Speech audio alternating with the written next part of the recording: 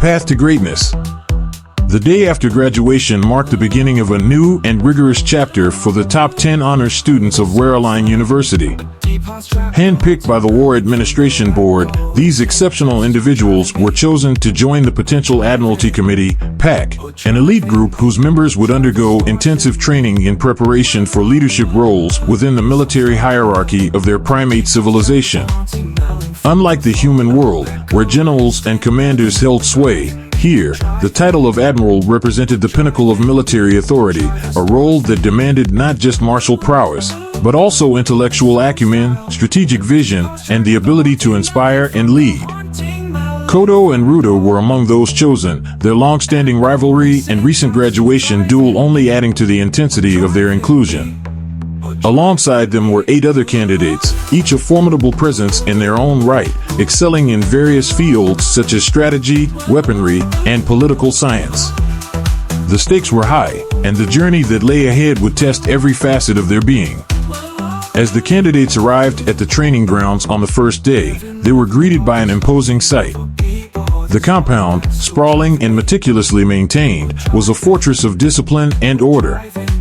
The training facilities were state-of-the-art, designed to simulate the harsh realities of war. Barracks lined one side of the compound, while on the other, obstacle courses, shooting ranges, and open fields for hand-to-hand combat training stretched out under the unforgiving sun. Standing at the center of the compound were the instructors, veterans of countless battles, their faces etched with the lines of experience and the scars of war. These were the mentors who would shape the raw potential of the PAC candidates into something extraordinary. Their expressions were stern, their demeanor commanding respect and instilling an immediate sense of discipline in the new arrivals. "Welcome to the Potential Admiralty Committee," barked Captain Auric, a seasoned warrior with a voice like gravel and eyes that seemed to pierce through the soul. "You were chosen because you showed promise, but promise means nothing without discipline, without effort, without sacrifice. Over the coming months, we will push you to your limits and beyond. We will strip away everything you think you know about leadership, about warfare, about yourselves. And by the end, you will either stand as true leaders, or you will break." The weight of Captain Auric's words hung heavily in the air as the candidates stood in formation, their minds racing with a mixture of anticipation and anxiety. Each of them knew that this was a turning point in their lives, a crucible in which their true mettle would be tested. The first day of training began with a brutal physical conditioning regimen. Under the scorching heat of the midday sun, the candidates were put through their paces, endurance runs that seemed to stretch on forever, obstacle courses designed to test their agility and resilience, and hand-to-hand combat drills that left them bruised and battered. Every muscle screamed in protest, every breath came ragged and strained, but none of them dared to falter. The instructors watched their every move, noting who pushed through the pain and who hesitated. Kodo excelled in the physical challenges, his calm demeanor and disciplined approach allowing him to conserve energy and outlast many of his peers. His years of martial training had honed his body into a finely tuned weapon, and he moved through the drills with a grace that belied the intensity of the exercise. But even he felt the strain, the relentless pace pushing him to the edge of his endurance. Ruda, fueled by a fierce determination to prove himself, attacked the challenges with a ferocity that set him apart. He tore through the obstacle courses with raw power and aggression, his every movement a testament to his unyielding will. But his aggressive approach came at a cost. He was fast, but not always precise, and the instructors took note of his tendency to overextend himself. As the day wore on, the candidates were pushed further, their physical limits tested by a grueling series of combat drills. In one exercise, they were paired off and instructed to engage in bare-handed sparring, a test of both skill and endurance. Kodo found himself facing off against a candidate named Mira, a sharp-eyed strategist known for her quick reflexes and tactical mind. The match was intense, but Kodo's experience in hand-to-hand combat gave him the edge, and he managed to outmaneuver Mira, earning a nod of approval from the watching instructors. Ruda, meanwhile, was paired with a burly candidate named Jorah, whose brute strength made him a formidable opponent. The two clashed with a ferocity that drew the attention of everyone around them, their blows landing with bone-jarring force. Ruda's aggression and speed gave him the upper hand, but Jorah's resilience kept him in the fight. In the end, the match was called a draw, with both candidates showing signs of fatigue but neither willing to concede. By the time the sun dipped below the horizon, signaling the end of the first day's training, the candidates were exhausted. Every muscle ached, and their bodies were bruised and battered from the day's exertions. But there was no time for rest. Captain Auric gathered them in the main hall for the next phase of their training, the study of military strategy. The art of war. The transition from physical training to the classroom was jarring, but necessary. As the candidates took their seats in the austere lecture hall, they were introduced to the intellectual side of their training. The room was lined with shelves filled with ancient tomes, treatises on warfare, and records of battles fought long ago. This was where they would learn the strategies that had shaped the history of their civilization, where they would analyze the tactics of legendary commanders and apply those lessons to their own potential roles as future admirals. Professor Vardan, an elderly but sharp-minded tactician with a reputation for his unorthodox methods, stood at the front of the room.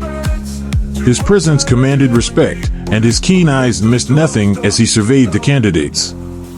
War is not just a physical endeavor, Professor Vardan began, his voice calm but authoritative. It is an intellectual one. The most powerful weapon on the battlefield is not the sword or the gun, but the mind that wields it. Strategy, tactics, planning, these are the tools that will determine victory or defeat. He began with a lesson on the fundamentals of military strategy, outlining key concepts such as terrain analysis, force concentration, and the principles of surprise and deception. The candidates listened intently, their exhaustion from the day's physical training temporarily forgotten as they immersed themselves in the study of warfare. Kodo excelled in this environment as well, his disciplined mind absorbing the information like a sponge. He asked insightful questions, engaging with Professor Vardan in discussions that demonstrated his deep understanding of the material. His ability to think critically and apply theoretical concepts to real-world scenarios quickly earned him the respect of his peers. Ruda, on the other hand, struggled at first. His mind, still clouded by the day's physical exertions and the lingering bitterness from his rivalry with Kodo, found it difficult to focus on the abstract concepts being presented. But Ruda was nothing if not determined, and he forced himself to concentrate, taking extensive notes and studying the material late into the night. He refused to let himself fall behind, driven by the same fierce determination that had propelled him through the day's physical challenges. As the weeks passed, the candidates delved deeper into the intricacies of military strategy. They studied historical battles, analyzing the decisions made by commanders and the outcomes that resulted. They engaged in war games, simulating battles on large maps where they had to maneuver their forces, anticipate their opponent's moves, and make critical decisions under pressure. One of the most intense exercises involved a simulated naval battle, where the candidates were divided into two teams and tasked with commanding a fleet of warships in a high-stakes confrontation. Kodo and Ruda found themselves on opposing sides, each leading their respective teams. The exercise was a test of both strategy and leadership. Kodo's team focused on precise, coordinated maneuvers, using their ship's agility to outflank Ruda's forces. Ruda, true to his aggressive nature, opted for a more direct approach, seeking to overwhelm Kodo's fleet with sheer firepower.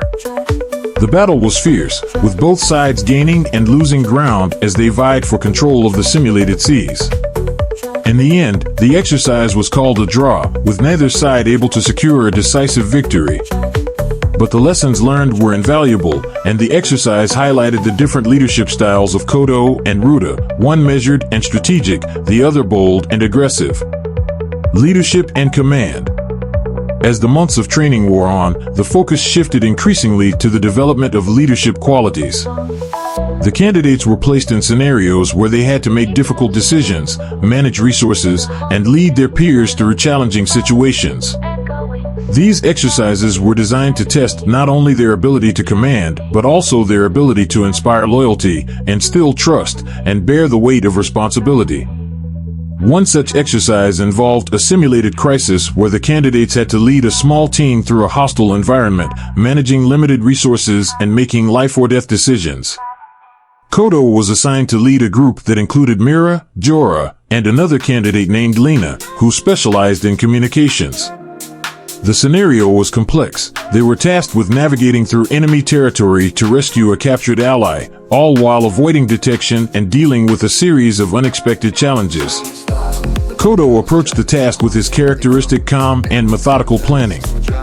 He listened to the input of his team members, incorporating their expertise into his strategy. Under his leadership, the team moved efficiently through the simulated environment, overcoming obstacles and adapting to changes in the situation.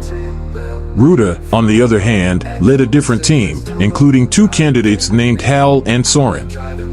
His approach was more direct, favoring quick, decisive actions over lengthy deliberations.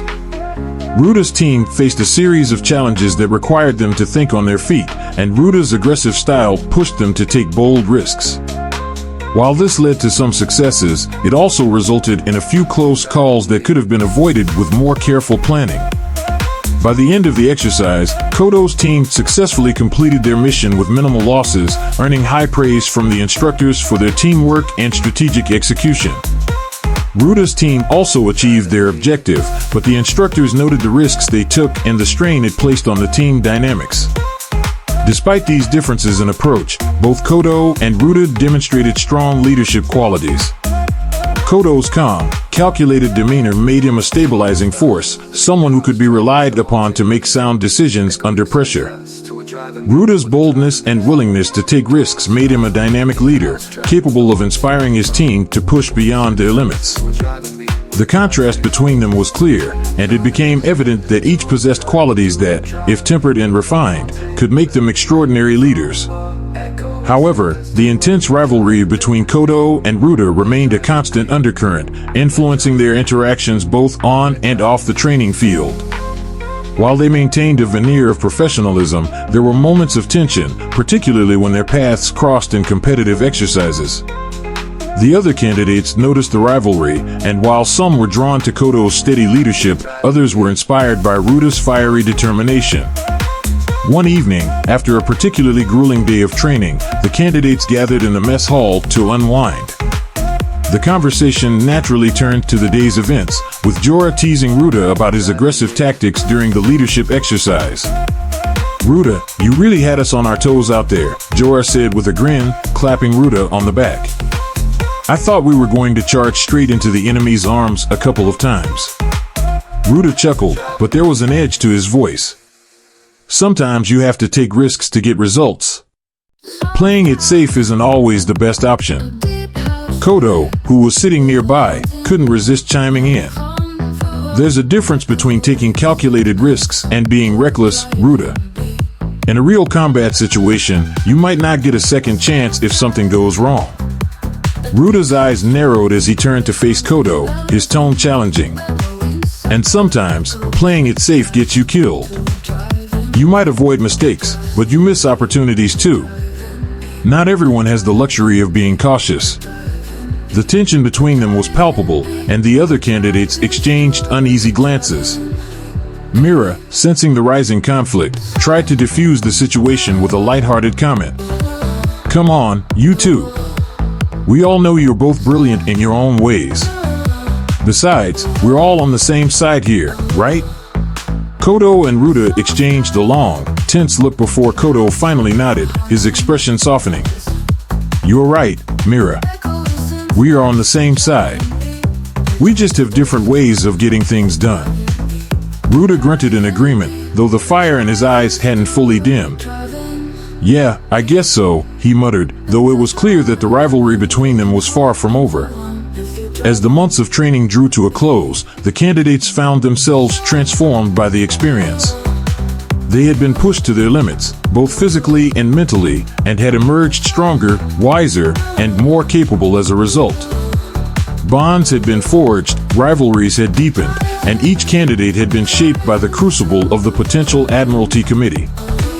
But even as they prepared for the final phase of their training, the path ahead remained uncertain.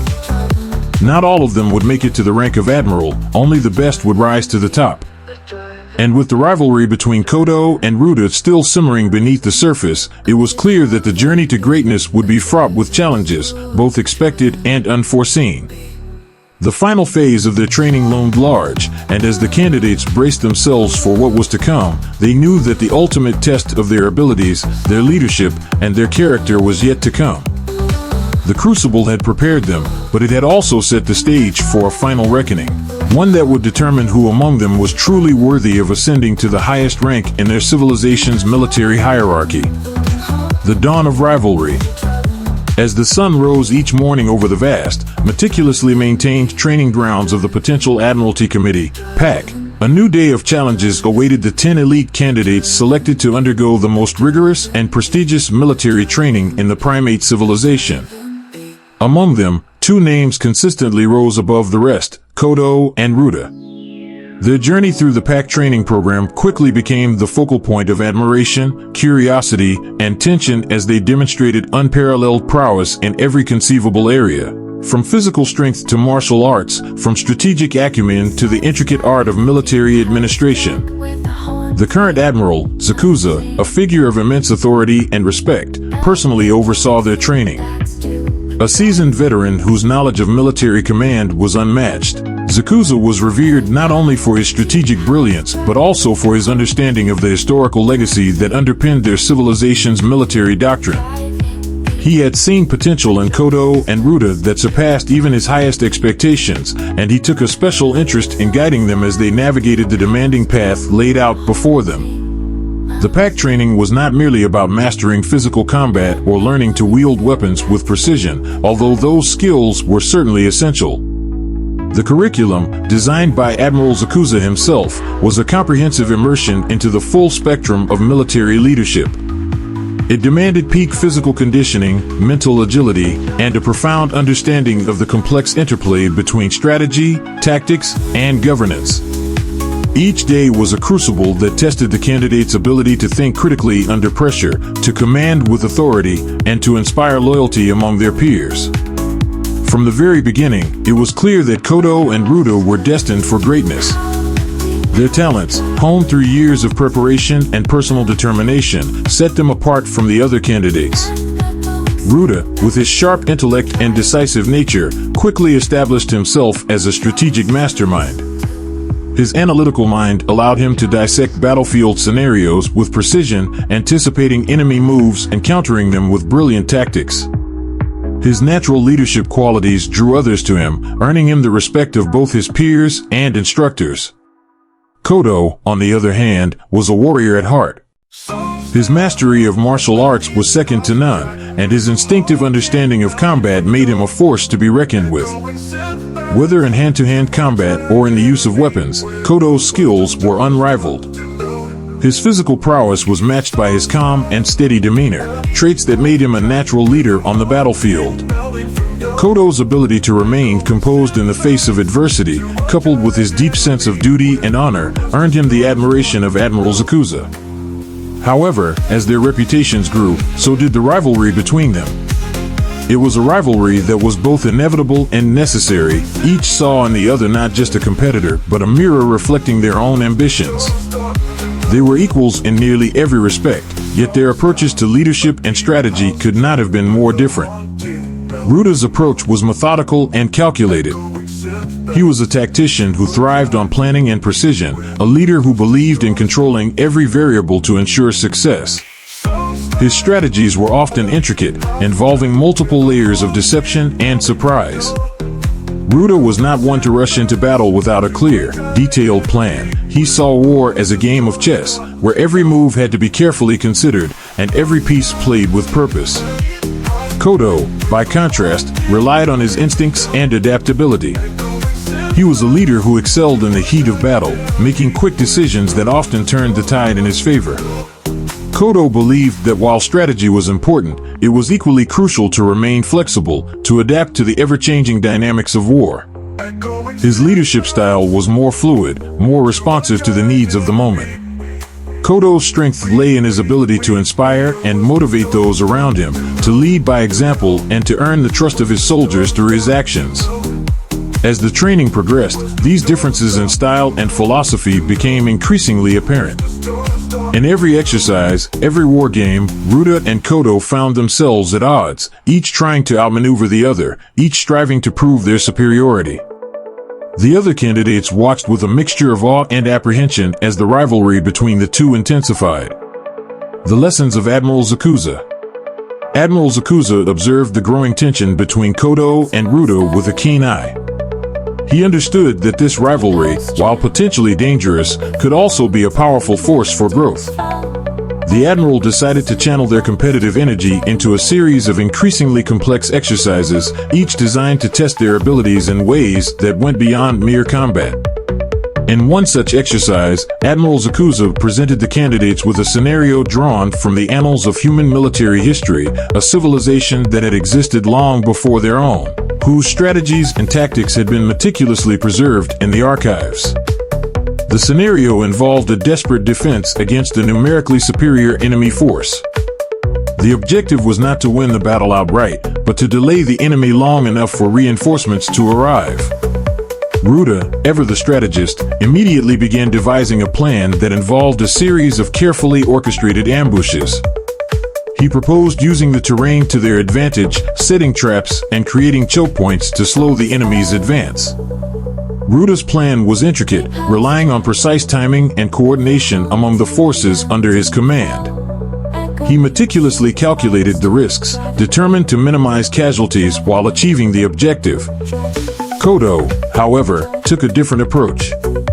He recognized the value of Ruda's plan but believed that it lacked flexibility.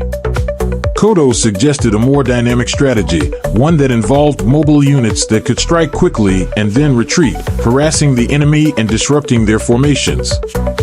Kodo's plan emphasized adaptability, allowing the forces to respond to the enemy's movements in real time, rather than adhering strictly to a preset strategy. Admiral Zakuza listened carefully to both proposals before making his decision. He saw merit in both approaches, and so he decided to split the forces into two teams, one led by Ruda, the other by Kodo. Each team would implement their respective strategies, and the outcome would be determined by which plan proved more effective. The exercise played out over several days, with both teams executing their strategies to the best of their abilities. Ruda's team excelled in the early stages, successfully ambushing the enemy and causing significant delays.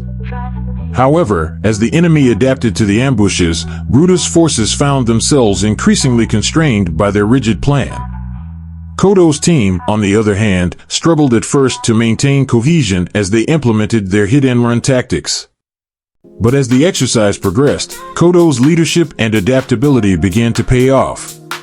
His forces were able to exploit gaps in the enemy's lines, striking where they were weakest and retreating before the enemy could mount a counterattack. In the end, the exercise was declared a draw, with both teams achieving their objectives in different ways. Admiral Zakuza praised both Ruda and Kodo for their leadership and strategic thinking, but he also pointed out the limitations of their respective approaches.